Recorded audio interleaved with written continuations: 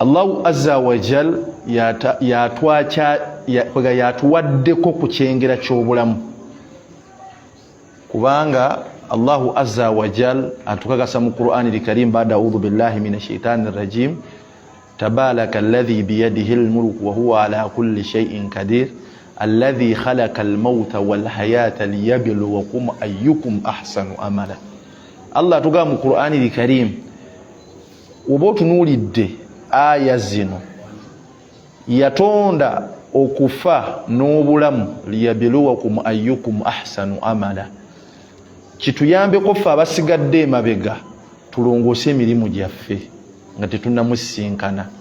Ne bw'otunuulira aya eno we yali arattaba yatandisa kufa, tabaraka alladhi biyadihi almulku wa huwa ala kulli shay'in qadir alladhi khalaqa almauta wal hayata, yasoosa kufa nazzaako obulamu. Tuula wano tusome. Okay. Allah atugamba tewali nsonga lwaki yatonda okufa n'obulamu. Njagala mbasike ebirowoozo tubere ku kimu. Tabaraka alladhi biyadihi almulku wa huwa ala kulli shay'in qadir alladhi khalaqa almauta wal hayata liyabluwakum ayyukum ahsanu amala. Allah atugamba talina nsonga lwaki yatonda okufa n'obulamu okujjako kubanga tumusinza. Engeri Allah gye arenjingamu okufa n'obulamu, yasoosa kufa nazzaako obulamu. Kiregeeza Allah yasooka kutonda kufa nga tannatuwa bulamu ffenna. Kiregeeza kye bayita omulyango gw'okufa buli muntu yenna wakuguyitamu, kubanga okufa kko weekuli ng'obulamu tebunnabaawo. Oba mukitegedde bulungi? Tabaraka alladhi biyadihi almulku wa huwa ala kulli shay'in qadir alladhi khalaqa almauta wal hayata. Oyo Allah atonda okufa, alladhi khalaqa almauta wal hayata, atonda obulamu n'atonda n'okufa. Yasoosa kufa, alladhi khalaqa almauta wal hayata, alladhi khalaqa yatonda okufa n'atonda n'obulamu. Kitegeeza Allah yasooka n'ateekawo okufa nga tannateekawo bulamu. Tulomba nange kitegeeza tewali muntu yeeyibaala ku lukalu luno lwansi ntagenda kukombezebwako okufa. Buli muntu ateeka okukombezebwako okufa.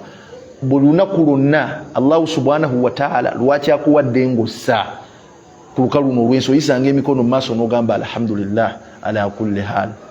Mbadde nnyumyako ne muganda wange Hafizu wa Lugembe adda nnyumiza ku musajja mukwano gwa Allah Haji Sewava.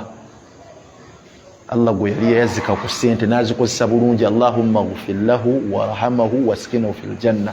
Tusaba Allah amuwe obulamu aberenga amusonyiwe byamusobako, aberenga amutuweerejja n'esingayo okuba ennungi, kubanga obugagga bwe bwamulabikako ante ne ku buli ow'ekitiibwa Allah subhanahu wa ta'ala n'asumulula n'abeera nga ateekamu. Tusaba Allah amusiima omusajja oyo. Ye musajja Allah gwe yajjula olwaleero naye nga abalamu atusinga okufuna empeera. Yaleka projekiti ez'obusiraamu nyingi ne n'aleka ebimu ku bizimbe bye n'agamba ebizimbe ebyo sente ezivangamu ziyambeko ku masjidi, ziyambeko ku buli khatibu ayimirira ku kituuti awo n'asomesa, ziyambeko ku kino na kino. Ne ali mutakaawo akyafuna sente, akyafuna mpeera. Tulwamba nange ninga yafa nava mu bulamu buno obw'ensi. Netusaba Allahumma ghfir lahu warhamahu waskinahu fil janna.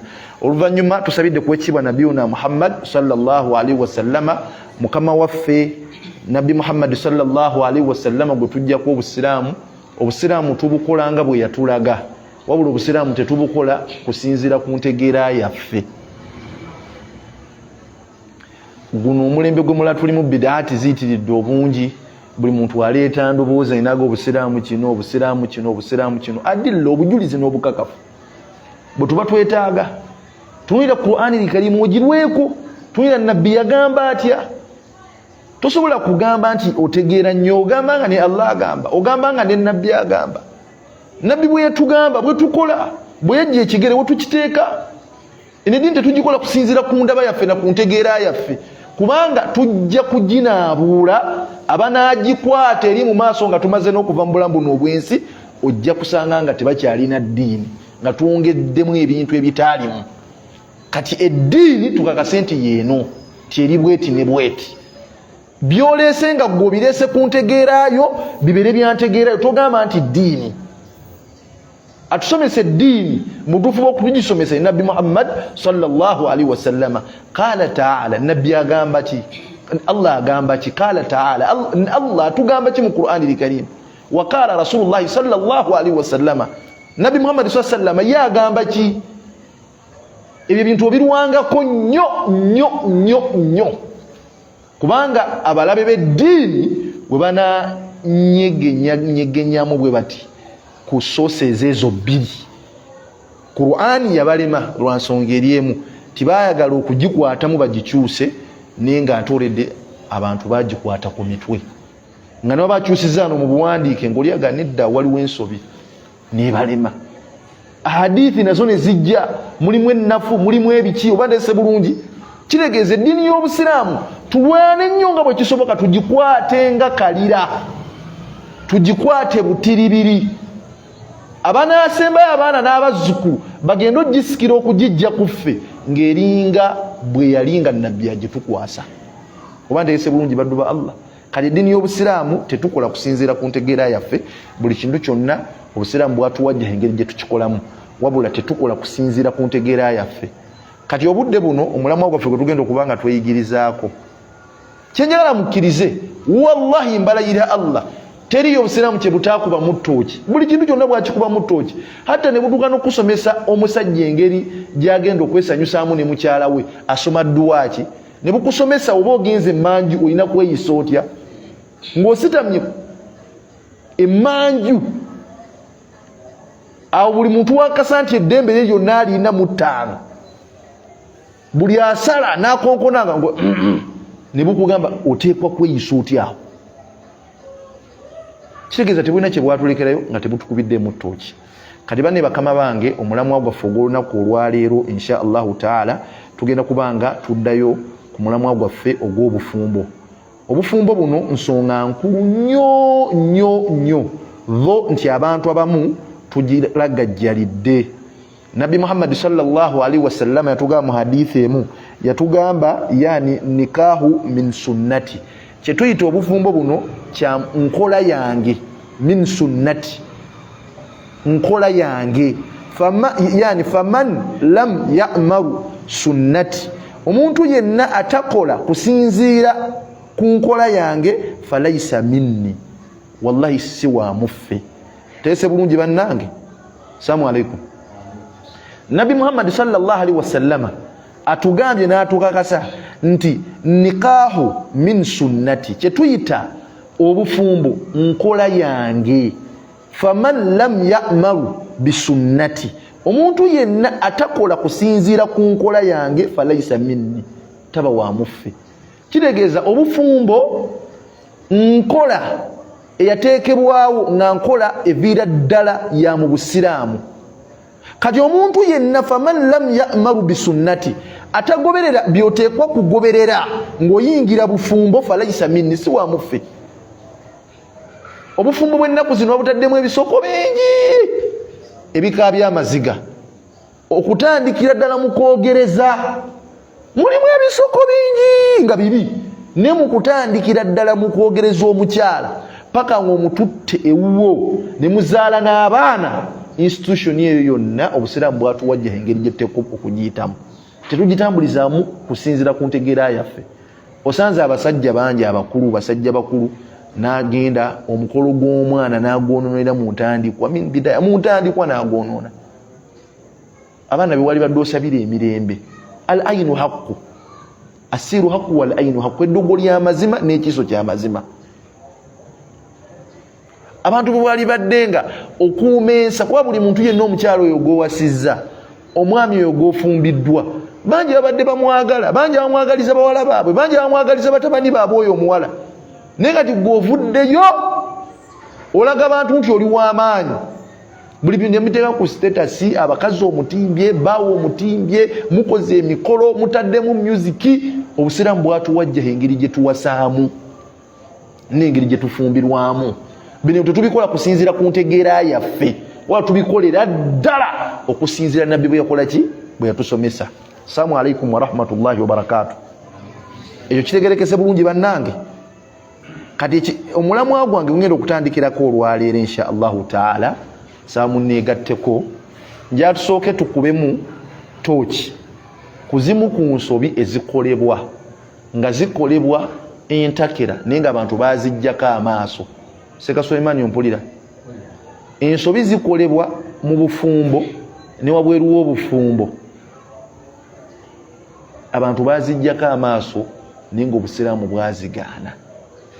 Katulongosemu ensobi ezo kutandikira ddala mu kwogereza nga abantu bakola ensobi ezo mu bugenderevu naye nga obusiraamu bwazigaana. Obusiraamu bwatuwajja engeri gye tukola. Banne bino njagala mbibagambe, omuntu yenna ku lukalu luno olw'ensi tuwangaalirako, buli woogezaako okuziba omulyango gwa halaali, omulyango gwa halaali buli wooguziba ogwa haraamu gweggula emabega. Nziramu omulundi ogwokubiri, buli woggala omulyango gwa halaali njagala okkirize ogwa haraamu guba guteekwa okweggula emabega. Gwe n'ogamba nze kyengenda okusookerako okulwanyisa, ngenda kulwanisa okuwasa, ngenda kulwanisa okufumbira, n'obeeraawo n'owumba, oli mwana mulenzi wawuula n'okamala bukamazi, wawuula n'okamala bukamazi. Omuntu wakunyaguzibwa naga omuwulu awedde emirimu. Gwe mugenda ne musitama gye musitamye ne mulya mawogo w'ebinzaali empayi 13 ez'amawogo w'ebinzaali n'onywerako gama ey'obuugi ng'ate bulimu amata. Gwe n'olowooza nti oli w'amaanyi, ensi girina mu 5. Oliko atharu zonna ezijjayo obutuufu bw'omuwulu. Bw'ogenda w'osula ebiyenje byonna bidduka mu bikopo bwe biti. Tulobooze ku hadithi ya Nabbi Muhammad sallallahu alaihi wasallam. Banizamu alaikum wa rahmatullah. Tulobooze ku hadithi ya Nabbi Muhammad sallallahu alaihi wasallama gye ntandise nayo ne mbagamba kye tuyita obufumbo min sunnati. Nabbi yatugambye kya mu nkola yange, faman lam ya'maru bi sunnati, omuntu yenna yeesamba enkola yange falayisa minni, taba wa muffe. Abavubuka eyo gye mugenda ne mutandika okukozesa masturbation obusabbuuni ne mulowooza nti muli b'amaanyi, n'ow'engalo zo, engalo oziwooye, wooye sabbuuni n'ebizigo. Ekifo ky'okugenda okuwoowa omukyala, buli woggala omulyango gwa halaali ogwa haraamu gweggula emabega. Kitegeeza by'okozesa. Enkola entuufu yingira mu mulyango gwa halaali, buli wonaaguggala ogwa haraamu gugenda kweggula. Guno omwaka gwe tutandise olwaleero, omubala gwe tulina okuba gulina kuba ogugumu. Abawuulu muwaseeko, abaana abawala abawuulu mufumbirweko. Mulabikira bubi bakadde bammwe, mwena ne mudde ewaka nga mwesesaasesa. Nakubira bwanaga neva nange omwana ono nga gwoloboozi oli w'amaanyi. Muwaseeko lwaki? Kuwatna hiya kudratna ala itiqadu qarar. Kyetuyita amaanyi gaffe kwe kusalawo n'otandika n'ogaa nti bisimillah. Abakyala bangi abali mu bulamu bwange ne kannondeko ogumufule maama w'abaana bange. Tonoonya gw'oyagala nnyo, wabula noonya akwagala, kubanga ne maama wo gwe muwala gw'omuwuulu, genda otuuze maama wo omubuuze ku basajja be yali ayagala, taata wo gwe yali asinga okwagala. Ajja kugamba si gwe yali asinga okwagala, ne taata wo ye yali redde okukwata ebintu mu mbeera eya halaali. Yensonga lwaki yamukkiriza. Tebabazaala ne baganda bo ne babazaala. Kati gw'oli awo muze nina gwenjagala, gw'oyagala nga kukolako obwenzi, gw'oyagala nga tayagala kukuwasa mu halaali, nti mwagala nnyo gwenfiirako, gw'oyagala nga tali siriyaasi. Tambula n'oyo akwagala, kubanga buli woonaggala omulyango ogwo ogwa halaali ogwa haraamu gugenda kweggula emabega. Salawo otambule n'akwagala. Omuntu osobola omulaba nga musajja gwe muwala gwatuwuliriza, osobola okulaba omusajja nga si ye mulungi, ayitiridde anyiridde ebimalayo, naye nga bw'onaamusembeza nga ogoberedde obusiraamu bye bwagamba, ojja kutandika omumufunamu obulungi n'obutebenkevu. Oluusi botalifunye oli golobooza nti w'amaanyi. Kyekimu nammwe abaana abalenzi mubeerawo mu nsimulo muvengavenga ne muli ebiveera temusalawo. Bw'ogamba ono nkwagala, bw'ogamba oli nkwagala, bw'ogamba ono ngenda kuwasa, kati bonna ogenda bawasa abakazi 10. Londako omukyalo omu ne woba nga si gw'oyagala ebikomeredde naye nga yakwagala muwase. Kubanga gw'oyagala kasobola okubeera nkali okabuukabuuka mu ssanda bw'okamatiza olwalira enkya ne kadda nga keerabidde byonna bye wakagambye. Ojja n'oyogereza omuwala sekatwa n'omwogereza n'omugamba byonna n'oga enkya nkutula bukutuzi kati byonna nabinnyonnyodde. Ne walla ogenda okudda enkya nga yeerabidde byonna bye wamugambye ng'oddamu buto ku introduction gwani. Obukyala nabwo gye buli. Oba ndese bulungi kati bakama bange ezimu ku nsobi zenjagala okutandikirako inshallah taala nga ensobi ezo nnene nnyo ku leve esembayo zetutaga okwewala nja kutandikira ddala mu kwogereza. Assalamu alaikum wa rahmatullah. Assalamu alaikum wa rahmatullah. An Abi Hurairah radhiyallahu anhu qala qala Rasulullah sallallahu alaihi wasallam. Hadithi egamba bweti gwevuddeko muwulidde ti nabbi yagamba, Nabbi Muhammad sallallahu alaihi wasallam yagamba atya la yaziza, nabbi yatuziza okwogereza, yani arrajulu ala khitbati akhihi. Yaziza omusajja yenna okwogereza omukyala olede gwakakasa nti musajja munne amwogereza. Nkiddemu ogwokubiri, obusiraamu bwatuziza okwogereza arrajulu omusajja yenna ala khitbati akhihi. Bw'osanga munno ng'olede atuuzizza omuwala amulimbye byamulimbye nga ye bwali super power bwagenda omutuusaako ebisoboka n'ebitasoboka, gwe tojjanga weeyogeza naawe mbw'oyogereza oyo olede ayogerezebwa.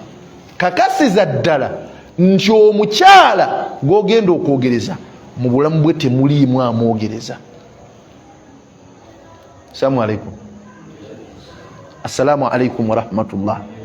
Abavubuka b'omulembe guno awo mwalinga abaasomawo obusomi ne mukugukawo, mwakuguka mukukuba busu. Osanga munno ayogereza omwana omuwala bali kumpi kutula, gwe nojja nawe n'oyingizaawo eggaali n'omugoyo akulimba naawe. Biki byagamba ebyakulimba zengenda kutwala gye bamuzaala onsongere kuba taata be omu bw'ati avuga emmotoka, bonna yasinga okubomola yavuga eggaali, wabula balinayo jjajja waabwe omu yafa, yali atunda mata, yava mu kyalo nga zeggula mmotoka yakomerawo ku piki. Kitegeeza yajja okugula emmotoka n'akomerawo ku piki, naga mu kiko ekyo kyonna temuli bavuzi ba mmotoka. Kati otandise okunafuya musajja munno mu maaso g'omuwala gwayogereza. Kyovula obusiraamu bwatugaana ne butugamba tebukkiriza kwogereza kwonna arrajulu ala khitbati akhihi, omusajja yenna okwogereza omukyala ng'olede okakasiza omukyala oyo wali omusajja munna amwogereza. Osooka kubuuza mukyala obudde buno waliwo aliwo oba tewali, ye kennyini ajja kukugamba, agamba ekituufu tewali. Kitegeeza bangi abaleeseza application ne tannazitwala serious. Oba okitegeera bulungi, n'omukyala ali serious ng'alina omuntu gwali oku-observinga amwetegereze, ajja kukugamba ekituufu. Era nammwe abakyala tukibagamba wano wennyini, tukooye okutuulira ssente zaffe. Mpise mu bavubuka bonna bantumye message eno egende eri abakazi. Abakazi bakuula baana balenzi. Buli w'omutwala autu kasaba ebintu ebisookezaako si chips, chicken, cash, kasaba ebyo byokka ne kamala bilioni kadduka. ate baba wala buli kasente ke bafuna ne bateeka mu nsawo papa bagamba kana akasente ne bamama baffe benyini babyogera ti zino sente za kikazi si bwe kiri mu mwali mujuliddeko ne bagamba ti zino sente za kikazi. Ekisooka ekikazi mukimanyi Seka Sulaiman, ekikazi mukimanyi omukazi buli w'omugamba mbadde nsabo jakwe ku sente ekikazi ekyo kiri luddawa kirabika kibawaako sente ezo. Ekikazi ekyo kyaliwo dda tekifa. Sente za kikazi tukkirize nti ekikazi kyafa abakazi bakwateko ku sente bawe ku basajja balekerawo okugamba nti sente zibalina za kikazi. Kikazi kyekyo ekitafa nga bajjajjaffe bakyogera nti sente zibalina za kikazi weekiri, bamama ffe bakyogera nti sente zibalina za kikazi, n'abaana b'omulembe guno abaana abawala bagafe zino sente zaffe za kikazi. Kikazi kyekyo ekitafa tukkirize nti kyafa. Teese bulungi bannange nabo bakwateko ku sente bategeere obulumi bwazo. Hadithi gye tuliko, assalamu alaikum warahmatullah, tuli ku nsobi ezikolebwa mu bufumbo tutandikidde mu layini ey'okwogereza. Ensobi esookerwako Nabbi Muhammad sallallahu alaihi wasallam atugambye tokkirizibwa kwogereza arrajulu omusajja yenna ali wano ala khitbati akhihi, muganda womusanga ng'alina omukyala gwayogereza, tokkirizibwa kwogereza mukyala oyo yennyini ng'oli tanna kita. Linda bakite age munnaye wallahi bangobye kazi munnyonnyodde ensonga zange zonna nena ngamba tolina waako oli mufu nakuta. Kiruma omukazi okugamba ndi ekituufu nze mundaba gyenda bamuwe nzibiriza bwe nti sikulaba mu bulamu bwange olwayo n'obwo mu maaso. Kiruma mu kaseera ako naate kyekisinga okuba ekirungi kubanga abagambye amazima abatagenda kulyako obusente bwo bwa kinaku. Terese bulungi seeka abagambye ekituufu. Ensobi ekolebwa ku mulembe guno kwe kusanga omuwala owedde waliwo amwogereza naawe weesowoddeyo mbu omwogereze, mujja kuleeta confusion. Mubitegedde bannange? Ensobi emu mbadde nsaba bakama bange tubeere nga tugitereeza insha Allahu taala.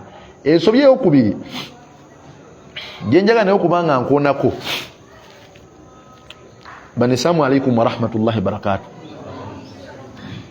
Waliwo ekintu bavubuka bannange kino njagala tukisharinge ffenna, abavubuka ba ummi eno kino njagala tukisharinge ffenna wamu ne bajjati ba ummi eno. Ekisooka, abakazi babaziiza obusiraamu okwekuba perfume nga bafuluma. Perfume babakkiriza bamwekube oba obuwoowo nga bali mu nnyumba zaabwe bawaka. Ekitegerekese bulungi mu hadithi ya Nabi Muhammad sallallahu alaihi wasallam yatugamba atya?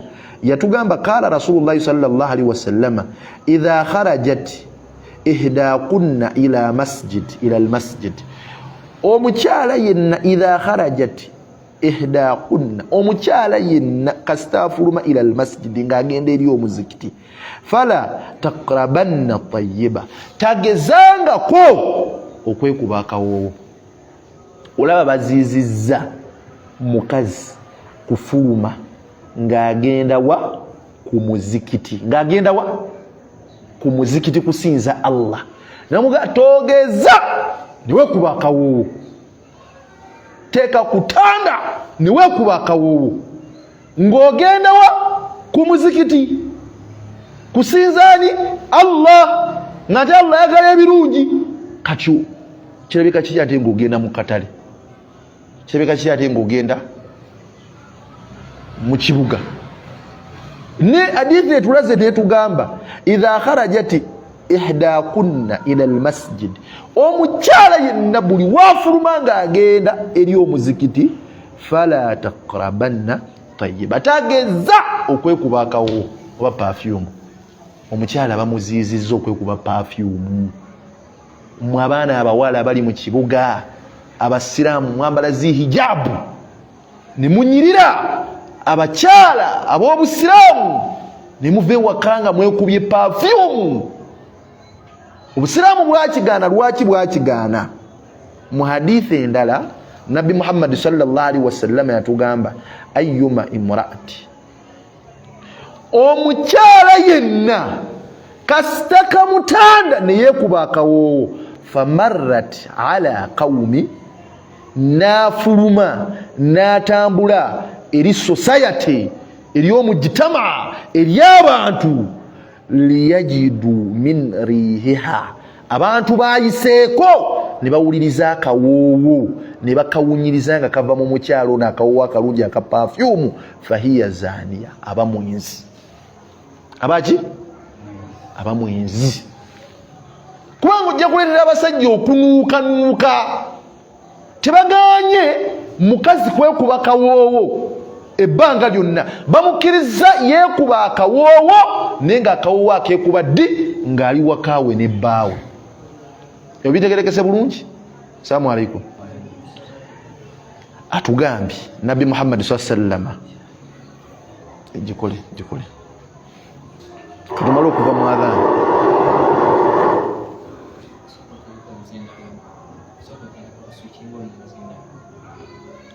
naye yangu okuseeka tusome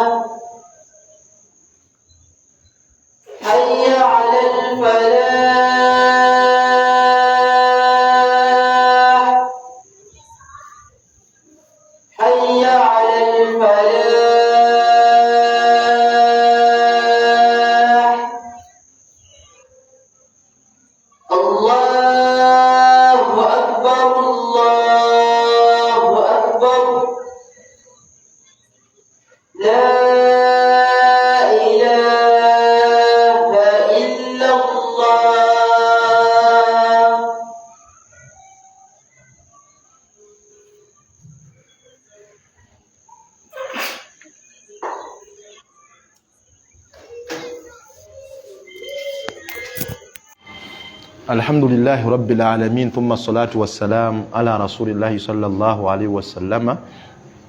Tujja kuddamu tutendewo ekitiibwa Allah subhanahu wa ta'ala tusaina okwekitiibwa nabiyuna Muhammad sallallahu alaihi wasallama. Bane bavubuka bannange obasiramu bannange omulamu gwaffe ogwaliro twaga tutunuulira ensobi ezikolebwa wakati mu kwogereza ne mu bufumbo naye ng'oluusi tuziragajjalira naye nga nte tetwali badde nga tuziragajjalira ng'obusiraamu bwakuba ttooki mu zo. Teese bulungi tutandikidde oba hadithi gye tubaddeko egamba idha kharajati ihdakunna ila almasjid, omukyala yenna singa kamutanda n'afuluma naye ng'afulumya agenda ku muzikiti fala taqrabanna tayyiba, takkirizibwa kwekuba kawoowo. Kati ekisooka kyojja okumanya omukazi waava ewaka ng'azze ku muzikiti, ekisooka aba azze kusinza Allah, ekyo kimu. Ekyokubiri, ku muzikiti watuukawo baawula abakazi n'abasajja, abamu bakazi banne. N'obusiraamu bumuganye okubanga azze kusaala, azze kukola kikolwa kirungi. Ekyokubiri, agenda mu bakazi banne.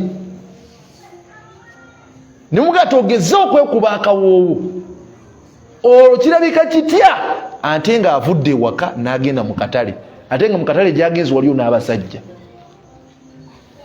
kirabika kitya ng'avudde ewaka n'agenda mu tawuni okusuubula neekuba akawoowo naye nga gy'alaze mu sosaate mulimu n'abasajja olaba nabbi atugambye idha kharajat ihdakunna ila almasjidi waafulumanga omukazi yenna ngadde eri omuzikiti okusinza Allah ng'ate agenda kuba mu bakazi banne fala takrabanna tayyiba tagezangako okwekuba akawoowo olaba bamuganye mulayini ekyo olwo mulayini yogenda mu katale olwo mulayini yogenda mu sosaate nga mulimu n'abasajja lwaki obusiraamu bwakigaana kyenja okutandikira ku hadithi gyenjagala obbalaga nabbi Muhammad sallallahu alaihi wasallam yatuwakasa n'atugamba ayyuma imraati omukyala yenna ne kamutanda ne yeekuba akawoowo famarrat ala qawmi n'afuluma n'agenda eri society eri abantu liyajidu min rihiha ne bawunyiriza akawoowo kano ke yeekubye fahiya zaniya abamunisi. Assalamu alaikum. Kubanga ogenda kuleetera abasajja okunuukanuuka olamunyiriza bwa mukyere basajja mmuwa ne basiika kati obudde bunuga wali kitali kituufu bw'ofuluma muno olingiza eri olwakawoowo nga omagamaga bw'otyo maaso ku mukyala nga akawoowo ako akalungi kava mu mukyala kitegeeza ebirowoozo bigenda kukyankalana. Assalamu alaikum. Tulwamu bannange naye mu ebyo byonna nga mulatu byogera tebagambyeko musajja kugaana kwekuba kawoowo n'omukazi bakamuganye keekuba nga afuluma wakaawe wabula tebamuganye keekuba ng'ali wakaawe ne bbaawe oba n'abantu be bamukkiriza akawoowo akeekube ng'ali wakaawe. Lwaki bamuziziza keekuba mu gitama mu society? Kubanga ajja kufuuka fitina eri abasajja. Terekese bulungi bannange. Assalamu alaikum. Ne kati omulembe guno gwayononese mu balaba abakazi beekuba obwowo ne bambala n'endege guno omugulu n'aguteekako obuntu nga ndege atambula ba obudege bwati buli waayise n'enkondo mwonna ne mumagamaga ya rabbil alamina osanga swaba nga atunulidde omukazi bwati sajja musiraamu ayina n'ekirevu omala kumusinkana naga subhanallah kazi bano bagenda tuyingiza omuliro yeefuula afuddeyo ennyo ogenda kufuuka ekizibu eri society gwe mukazi gwe. Nabbi akugambye ayyuma imraati omukyala yenna kasita kamutanda ne yeekuba akawoowo famarrat ala qawmi liyajidu min rihiha n'ofuluma n'ogenda eri abantu ne bawunyiriza akawoowo ako nga si bbaawo fahiya zaniya oba mwenzi. Mu byonna bye twogedde assalamu alaikum baganyeko omusajja okwekuba akawoowo basajja mwena mwe mutusobedde ante guno omulembe abavubuka lwaki temwagala kunaaba ekyo ekisooka guno tuli mwaka mupya 2020 emeka naye ng'otyalula ng'oli muzikiti wakati wano omuvubuka gwe omwaka gulimu ennaku 360 naye ng'oli muzikiti nja nkuwa kazindalo kano olayire ennaku 360 eby'omwaka oguwedde 2020 ennaku zonna wazinaaba ani yanaaba ennaku ezo ez'omwaka oguwedde ogwa 2024 ennaku 360 saa 2 ne wallahi ng'otya Allah Januari 2 njagala ombulire mu nnaku 2 ezakayitako mu Januari ono wakanabako mmeka ojja kusanga nga ziwakanabako zentono nga zootanna naabaze nnyingi n'osinziraawo n'ogamba abantu ekintu kijja nekintulako nekinga geza onaabe ojja kiraba kiki ekiba kigaana okunaaba. Obusiraamu bwatukubiriza okubeera abayonjo. Assalamu alaikum warahmatullah. Assalamu alaikum. obusiraamu bwatukubiriza okubeera abayonjo. Bannange obusiraamu inna al islaamu nadhiif, obusiraamu buyonjo. Fatanadhafu, muberenga mweyonja. Fa innahu la yadkhulu aljanna illa nadhiif, teriyo muntu agenda kuyingira jjana okujjako nga muyonjo. Kujjako nga muki? Abavubuka temukyeyonja. Ekyo njagala nkibagambe. Omuntu akutunulira bw'ati naga naye rabbi omuvubuka ono yali badde mulungi wemba mutunuulidde, naye kiki ekimugaana okunaaba? Kiki ekimugaana okwesiga ebizigo? Nomalako omwezi mulamba enjala oluma nnume, tofunako olunaku nakukwata jjito bannayiro kkaata gwe muvubuka gwe n'ogazina enjala kanzisale. Buli wakuna tusala enjala, kansale enjala zino nga nzisala lwa nsonga egi yakweyonja. Ayyuha nnaasu, abange bantu mmwe, inna allaha tayyib, mazima Allah mulungi, la yaqbiru illa tayyiba, takkiriza kintu kyonna okujjako nga kirungi. Nimujja mu swala nga tosobola kwawula muzikiti na kiyumba kya mbuzi nnume. Mwenzo okuza balina embuzi ennume gye baleese ne bateeka mu nsonda. Obuyonjo kintu kikulu. Abavubuka b'omulembe guno mufuuse ekizibu. Bw'ofuna wuzu, bw'oyambala sitookisi, bw'ebeera nga mbisi bw'ogiteeka mu ngatto n'ogisibiramu, bw'ojja mu bantu basanze bali akamere kaabwe bw'ojjamu engatto, ne bagamba wanananyisizaawo emmese, naye ng'omanyi obuzibu bw'ogwe kennyini ng'obumanyi. Mweyonje. Abakyala tubalabye nga babaziizaako okwekuba akaki? Akawoowo. Neggwe omusajja tebaganye kwekuba kawoowo. Mmwe basajja mmwe kye kibagaana okwekuba obuwoowo? Munyeko obulungi. Obusiraamu balesse ne bugamba mwekuba obuwoowo nga mufuluma ewammwe, n'okyali muvubuka muto oganye okwekuba akawoowo, olina akaswa akakuvaamu, olinga bino bikimeme by'embuzi ennume, ogamba n'akankuba wali nga nfudde. Wano muntu ki ng'oli muvubuka? Era mu abawala mbabuulira, mbalabula, omuvubuka yenna kasitajja n'atandika okwogereza, mubuuzeyo ebika by'obuwoowo bina by'amanyi. Ojja okakasa nti omuvubuka alimu ku magezi. Mwali wano omanyiyo bika bimeka eby'obuwoowo nga birungi? Waliwo ovaayo bw'oti n'ofuluma, ogenda okwogereza ng'owunya omuceere, ate olumu bakusikana owunya molokoni, ofubutwa ku makya ogenda ku mulimu ng'owunya empuuta, kubanga wagiridde ekiro, wamaze okugirya, weesisiriza bw'oti. Alhamdulillahi rabbil aalamiina. Bano obuyonjo bwalaga mu bavubuka. Bika byabuwo bimeka by'omanyi gwe muvubuka gwe ng'obikozesa? Tibaganye kwekuba kawoowo, n'omusanga ng'agenza okwogereza omukyala nga yenna akaswa kamuvaamu kabi. Weekubeko kawoowunye bulungi. Omukyala ajja gamba woowo kyakawunya obulungi wano. Agenda okuwiranga buli gy'akoma okusemberera ng'oyogera aga masha Allah, ono asaanidde okuba taata w'abaana bange. Nayinza okugamba embuzi ennume yatuluse.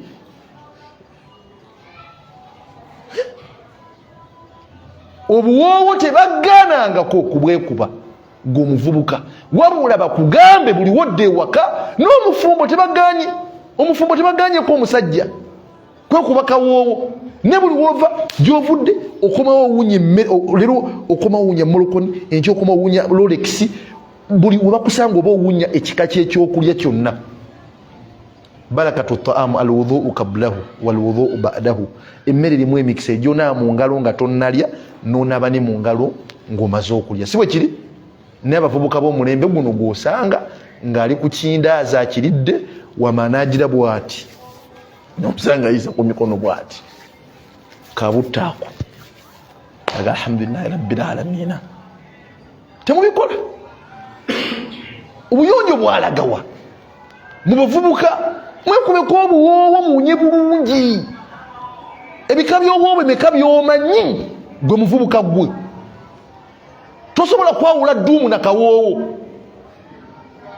nga bw'oteekawo dduumu afuuyira ebiyenje n'akawoowo akaddala ajja kujja alondewo dduumu musaye nga yeefuuyira losi obusemba nga bukutadde weekuba akawoowo nga gwe omuvubuka oganye okeekuba kati oyagala tugambe bigambo ki tumale kukaaba weekuba akawoowo wunyeko bulungi gweokwata ku lugwe bono oluunyako bwe tuluunya ki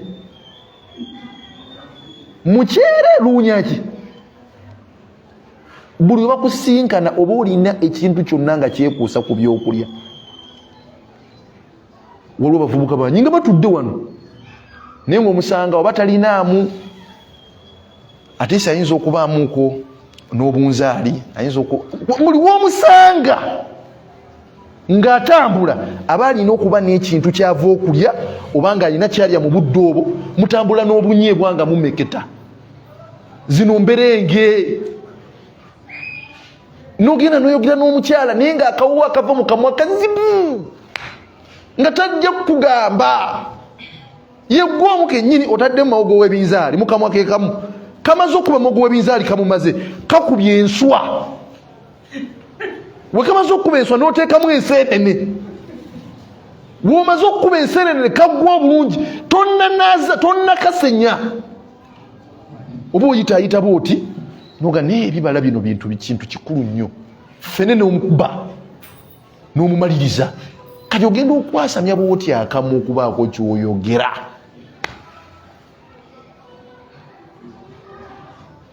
mwani yabagamba mumanyi food values eziri mu gi egirimu food values ki proteins wekiri temulimu proteins ne egirimu lirimu proteins ezigasa omubiri gwo kubanga kino kimembulimu kino ekisooka ne yooko birimu ekintu kyekimu gwe bw'ogenze ku magi ogulaaga liri liri useless eryokubiri lino erimu lyerigenda okukola olijjemu proteins gwosobola okulya Rolex yejja erimu toyira nga abanga abakusunaasuna ku sente zo nga bagala kuntegera ku sente zange nkubira amagi 7 ne chapati 2 nenga wallahi nkulayira Allah ejeri ne chapati egi emigaso egigenda obivaamu kyekimu na biri era ojja kufunako migaso gyagirimu na chapati emu biribeere useless mu mubiri obifulumye n'omusanga omuvubuka omulembe guno nga sookwimira ku mudala gwa chapati naga nkubira ejirimu ne chapati emu n'oli abikubira yeewuunya kubanga naye gwe guba gusooso kirabako agaona abadde ki mutandikira sewo mu magi 7 kolanga bulijjo okuma mufuuse bazibu nnyo mugenda ne ku midaala gya Rolex n'omusanga nagakuba amagi nga 8 kati chapati eno nkoyo zirya nga nzizinzeeko zisaleesale oziteeke mu magi muli obisiike kati bafulumye ekintu nga kikalubumuuko nokiga ate kizingire mu chapati ya rabbi basaliddemu chapati mu magi era n'ozingirako chapati bw'onosanga ngayo muvubuka ng'akutte mawogo omusiike n'amuzingira mu chapati byonna carbohydrate si bwe kiri energy giving food mawogo n'amuzingira mu chapati omusanga aluma zinali mulabyeko mawogo w'ebinzaali ekirungo kyokola gwe oba okimanyi bavubuka mufuusa ekizibu ya rabbil karim mutandise okuleeta n'emize gy'emabega egy'abaana abato nga bakuwa caayi n'omugaati ng'omwana agusunaasuna gwonna n'aguteeka mu ki kimuddeko embere ng'oluzimukwasa ozisanga ziye mu kikopo ky'obuugi Yoga kati ono kikyabala. Igwo olwo omuvubuka asobola okulya chapati ng'agizinzeeko. Era oyagala jjanjuluza bw'oti mbu ogizingako eggwawo mangu. Olugigula ng'ogyanjuluza bw'oti ng'ogikubamu ekituli wakati. Olowooza ensi ogirinamu 5. Assalamu alaikum. Obwongo bwammwe buddukidde ku byakulya ne hadithi gye tubaddeko. Assalamu alaikum wa rahmatullah. Tuli ku nsobi ezikolebwa mu bufumbo oba wakati mu kwogereza naye ng'ensobi ezo nnene ng'abantu baziragajjalidde. Tusomye hadithi egamba idha kharajati ihdakunna ila almasjid, omukyala yenna buli waafuluma n'agenda eri omuzikiti ng'agenze kusaala, fala taqrabanna tayyiba, neyeekuba takkirizibwa kwekuba kawoowo. Takkirizibwa kwekuba kaki? Ne bamukkiriza. Labayo idha kharajati, afulumye nga mukyala n'agenda ila almasjid, agenze eri muki? Muzikiti. Omuzikiti tukimanyi bulungi mulimu abakyala gye basaalira n'abasajja gye bakola ki? Gye basaalira. Naye omukyala wajja abeera eri bakyala banne ne bamuganya okwekuba akawunga ajja muki? Olwo kiba kitya nga ate akeekubi agenda mu katale ewali n'abasajja bamuganya. Nawuga woogerezaako ekintu ekyo. Hadithi era nejja ne tugamba ayyuma imraati, omukyala yenna kasaka mutanda ne yeekuba akawoowo, famarrat ala qawmi, n'atambula n'agenda eri abantu, liyajidu min rihiha, ne bawunyiriza akawoowo ako, fahiya zaniya, aba mulinzi. Kubanga abantu bagenda kunuukanuuka bwe bati. Ne bino bigenda ku bakazi, tebigenda ku basajja. Kati mwe abasajja b'omulembe guno tuwe hadithi egaana okwekuba akawoowo ku mpunya gye muwunyamu eyo. Kiki ky'osinziirako gaana okwekuba akawoowo gwe muvubuka gwe? Bika by'akawoowo bimeka by'omanyi? Kino tukigamba abawala bonna abakyanoonya abasajja.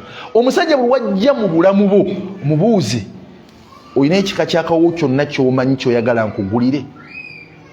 Olaba nga angazi talina kyamanyi, oyo ebala osimuuko. Tebaganye kwekuba kawoowo. Ebika bimeka by'omanyi eby'obuwoowo gwe mukasajja gwe? Ogenze mu buwoowo osonze ku kawoowo kennyini ke bakuba abafu gwe kwoguze, kyokka okyali mulamu. Ebintu mubimanye mubuuke. Omukyalo ogenda omwogereza naye ng'ovaamu akawoowo akalungi. Nilero wanaakusinkana owunya omukka gwa chapati, oluli wanaakusinkana owunya omuceere gwa kitalo, wanaddamu okusinkana owunya molokoni. Kanagano omusajja bwe musinkana baava kulya owunya bika bya muceere. Yewe kijja mu kisiibo. Subhanallahi malikal mulk, subhanallahi malikal mulk. Simu abatabika ebijanjalo n'amagi ku ddaako. Nobeera onogaana ompulira emirembe gyange, oli mukaluumuko, wonte wali aluleeta, olina emirembe gyo gyonna. Wakubye birolekisi byo amajja, oli oti ejje effumbe n'ebbisi nolowooza nti olimu amakulu. Ejje effumbe n'ebbisi, ejje effumbe ne siike, osiise ejje ate oyagala n'effumbe, byonna birimu food values ezimu. Otabise byotabise, emisana wonna okalubiriza bantu. Kati abasajja ba ummeno akonjagadde tubeere nga tukatwala insha Allah, banne mugende mukwate amasimu gammwe munoonyereze ku bw'obuunya obulungi. Balina n'obwo bwe batabula, bwe bakola ki? Bwe ke batabula ne bakatabula akawoowo nga kalalamuuko nga oba okeekubye. Ng'okimanyi wali akawonga ka miliyoni 2, ekibadde okimanyi? Emiliyoni yes, nga kawoowo naye nga okeekuba bwoti we papa n'okateeka mu lugoye. Nkukakasa nga nkulayirira Allah nga kasobola okubeeramu ne kamalamu omwezi mulamba, nga n'omwana waawulira nga omusajja akomye ewaka oba taata we amanyi oyo taata. Kankumi meka walwako 2 ne toyawula dduumu na kawoowo, toyawula dduumu na kawoowo. Oli muvubuka tonna wasa, toyawula dduumu na kawoowo. Wosanga dduumu gamba bw'owo bampeeko, dduumu wa biyenje. weefudde kiyenje tusooka owula dduumu na kawoowo wabiteeka ku mmeeza emu olondako dduumu n'omwekuba. Ebyo mugende mubinoonyerezeeko bavubuka mmwe baganye bakyala, ate n'abakyala babaganye bafuluma waka naye waka tebakoze eki, tebabaganye, basigadde nga babakkiriza nti ewaka mwekuba obwowo munye bulungi eri babba bammwe. Omukyala omusanga naye tategerekeka waka akutte akapale k'omwana akeesibye ku mutwe, weekuleku mbawo n'akawuwako ekiwoowo, omuvubuka abatuufu ekiwoowo kyekube munkoba oti nga bakimanyi oli mulala muukaawo, woba ozibaga gundi ayiseewaawo ne gwe bawulirira ku ki ng'oyiseewo. Assalamu alaikum.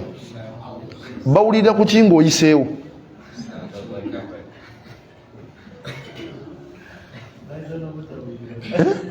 Bawulira ku ki ng'oyiseewo muvubuka gwe noyita oboti nagundi ayiseewo, kawo ki akaba kakuvaamu? Otambula n'ebyokulya Rolex n'ekikomando birina njawulo ki? Muvubuka yasobola okumbulira kye birina enjawulo?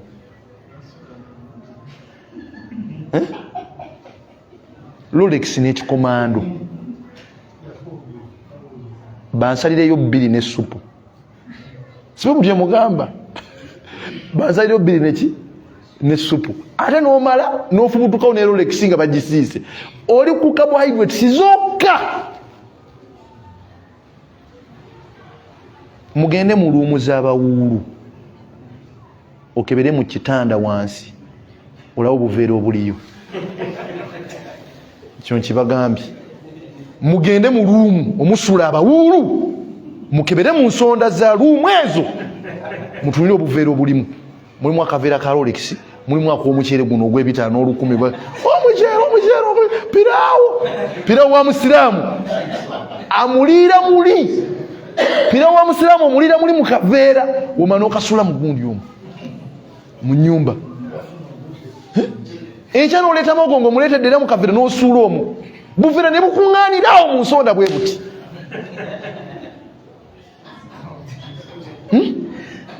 Bavubuka kiki? Assalamu alaikum. Assalamu alaikum. Obucupa bwa soda weebale nnyo, buno obucupa bwa soda, obuveera bw'amazzi ag'ekikumi bwasula mu nnyumba ninga ali awo atuula muli n'asalako n'agamba nange ndi wangi. Ye muulu atuukiridde. Tukyuseemuuko enneeyisa n'obuyonjo, kuba mbasomedde hadithi ya Nabi Muhammad sallallahu alaihi wasallama mwatulagidde nti banne kye bayita obusiraamu buyonjo.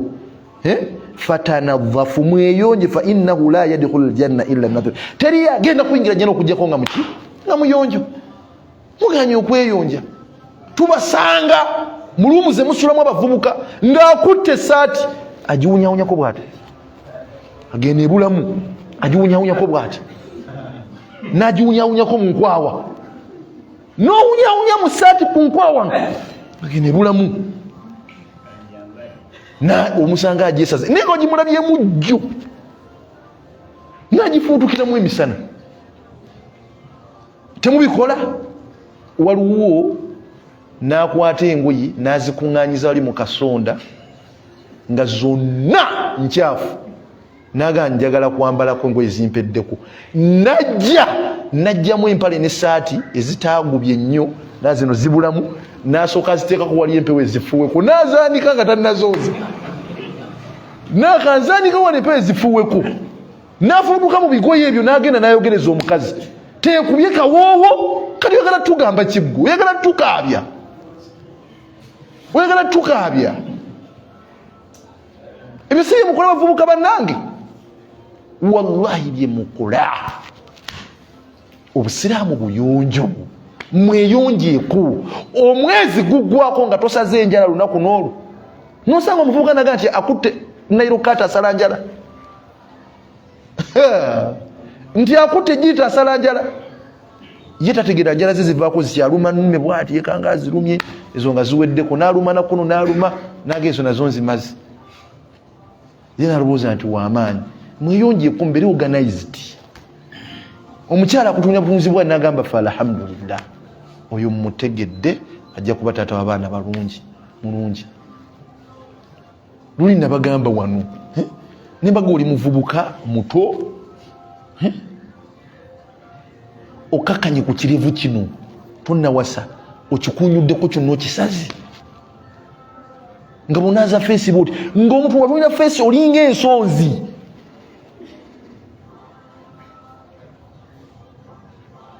Subhanallahi malika almuluku naye nga kikulabisa bulungi onaaza feesi ng'olinga anaaza omuyembe otudde bwoti ne bakalakata omutwe gwonna oli muvubuka tonnawasa otandise okukola ebintu by'ekisajja ekikulu ebyabafumbo bakukalakasa omutwe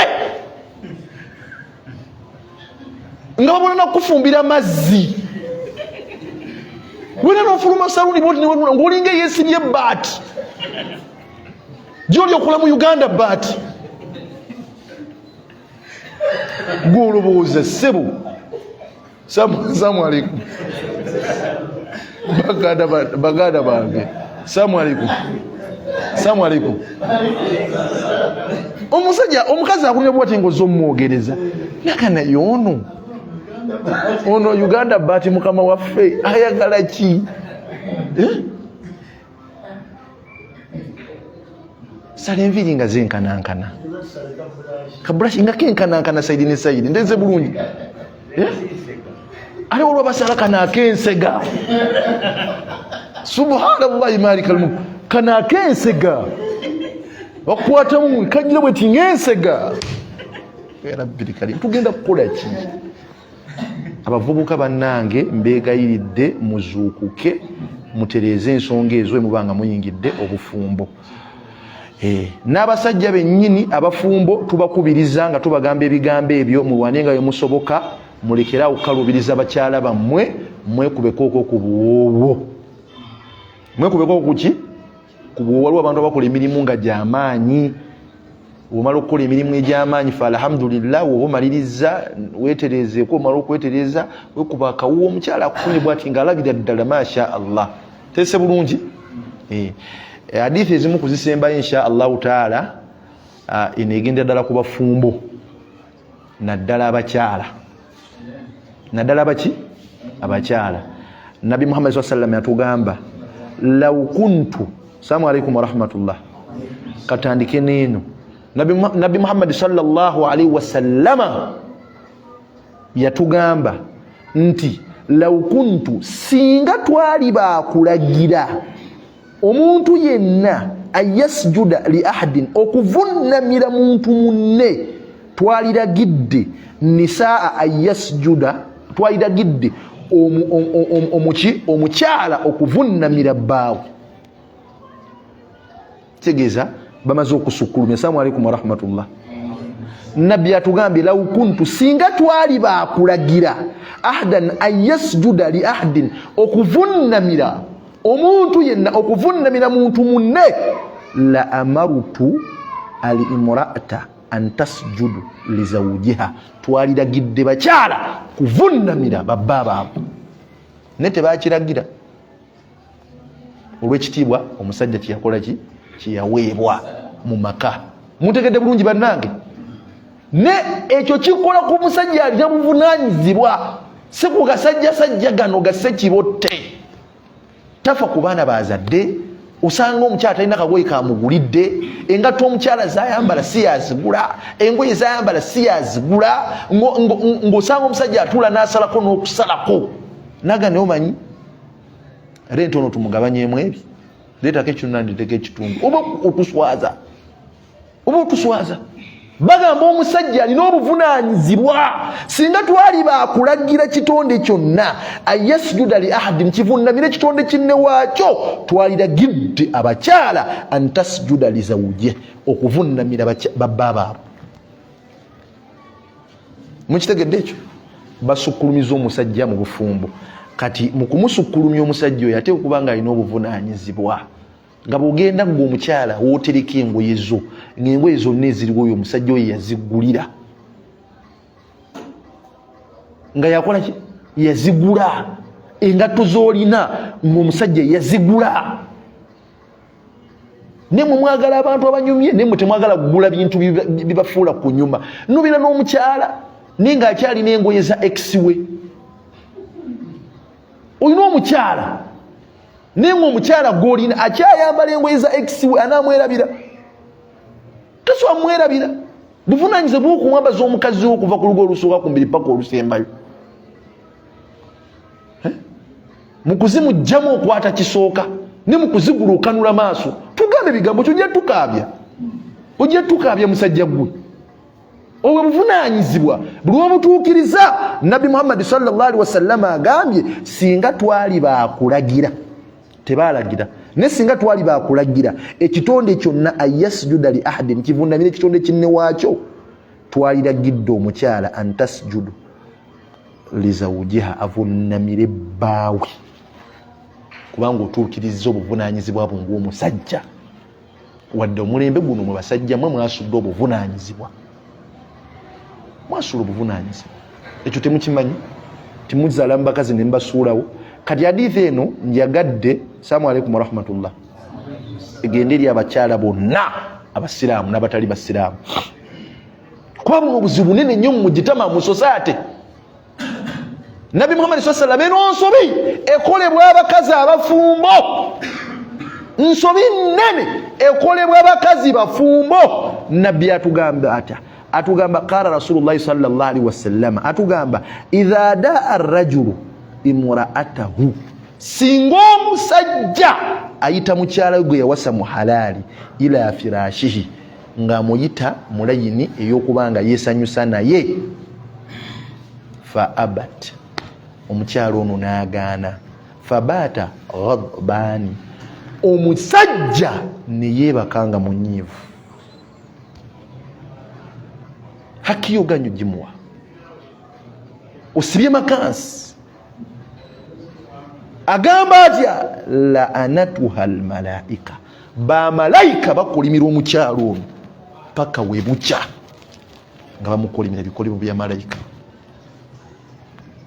tusanze abafumbo bangi guno omulembe gwe tuliko nga jja akanudde amaaso bw'ati atambula ku bodoku ng'atunulira bakazi n'omubuuze gwe tolina mukazi waka ng'amaze emyezi egi.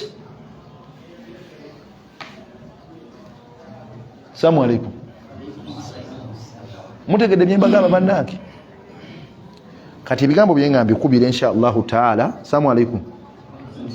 Nja kubifundikira ne hadithi ki emu egenda eri abavubuka mu abali wano bala muvubuse kati mulimu adolescence stage mulimu adolescence stage buli kirungi mukyagala era mmanyi temugenda kuba baavu mu maaso bwe mukuba mutooki mu maaso bwe muti bate muli tujja kulinnya ennyonyi ffe ku myaka gye mulimu abavubuka ng'olowooza ojja kuba mwavu muvubuka akyagamba nti ajja kuba mwavu wanika omukono gulaba nti ensi eno noosobola ogitabaala nonoonya ssente nebino ebigambo njagala mbigambye oyo mukadde gosanga akutta olusaasaawa nawe ga muvubuka mpaayo nusu olwo nfune katonda wali nnyweko oyo muvubuka oyo mukadde naye bwatyo bwe yali alobooza mu buvubuka sitaani yekupika tolina ggaali tolina booda wabula emmotoka yekuyitako ennungi ogamba tujja kuvuga embi ezisinga eyo kale oyagala kukola otya nga tolina wadde eggaali funa eggaali obere ku booda ove ku ggaali ogende ku booda ogende nti kati njagala mmotoka nemwegomba ebintu nga nebitandikirwako temubirina obikusukkako ngamba obatubbira sente zaffe sente z'omuwa omusolo tokkiriza egyo emyaka gye tulimu sitaani ekulimbalimba n'olobooza nti oli wanjawulo ku balala mu myaka gye mulimu era ogamba oyagambye atya biki byayogera ebyo golowooza oli w'amaanyi kati muwire hadithi eno egyo emyaka gye mulimu seeka Zainul Abidin egyo emyaka gye mulimu olwaleero gye emyaka egyegomba tamanna abaana abawala bakiyita crash kitegeeza ki nolaba omuwala first side n'ogamba oyali badde mama w'abaana crash n'omukurashingako hatta okumanya mututte n'obwononefu mu ssomero, mu masomero gye musomeramu abaana abavubuka. Omusanga basala akamati kamutabuseko tabitegeera ku lubaawo ne likyusa omutwe bwe ne litunuulira omuwala naye obeera ku muwala kati olunaku lumu batema akamati ne katabuka ne likyusa omutwe litunuulira omuwala litera omutunuulira ligenda okutunula nga nayo balitunuulira niga bandabye ya rabbil alamin kubanga kurashi amwegomba.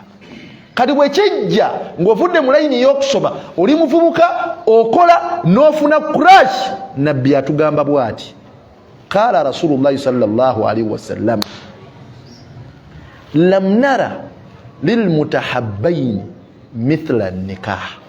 Teriyo kirungi kyonna eri ababiri abeekurashinzeeko kusinga kugenda mu bufumbo.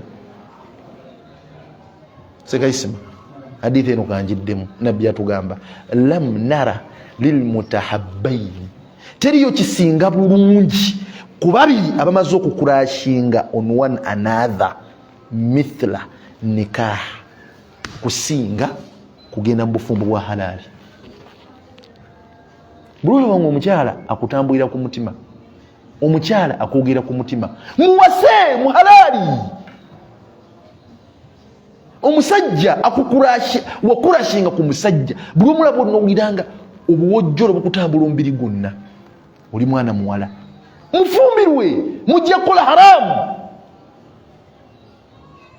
Abavubuka b'omulembe guno mufuuse bazibu nnyo, mugenda mu bokisi bw'abaana abawala ne mwogeramu ebintu ebitali birungi, ate mugenze mu bokisi obwo muli ka bokisi, oli mu bokisi nga busatu, ne bavubuka mu lwaki temuswala ne mutya Allah.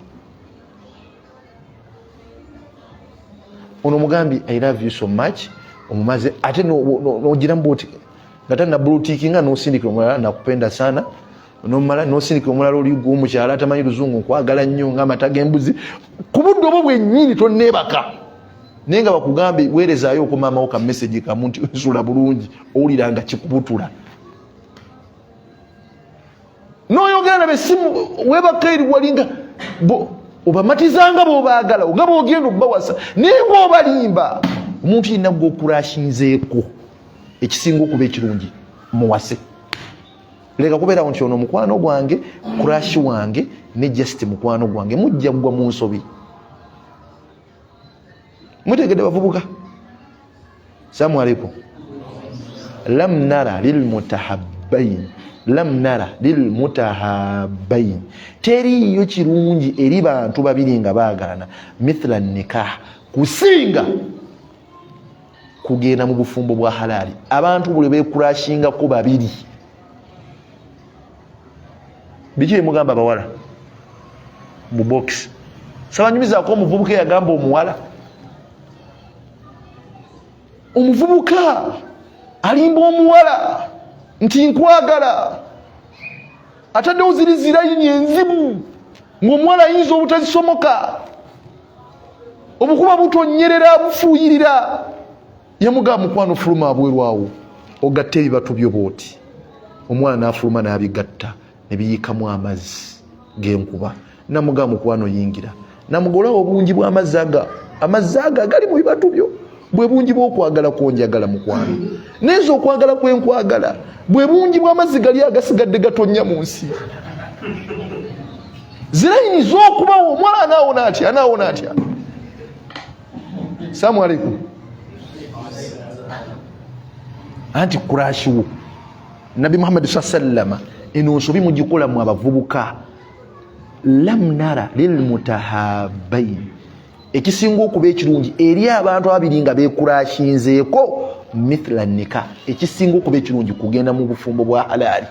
Muleke kubeeraawo you beat around the bush, munne oli mukwano gwange mpaka namba niwefuula mubuuza good morning, how was your day, naku lugenze lutya, okulootya,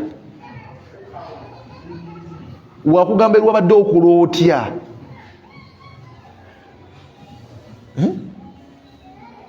Ne wallahi bavubuka Allah atusaasire, Allah abasaasire bavubuka mmwe, Allah akole ki?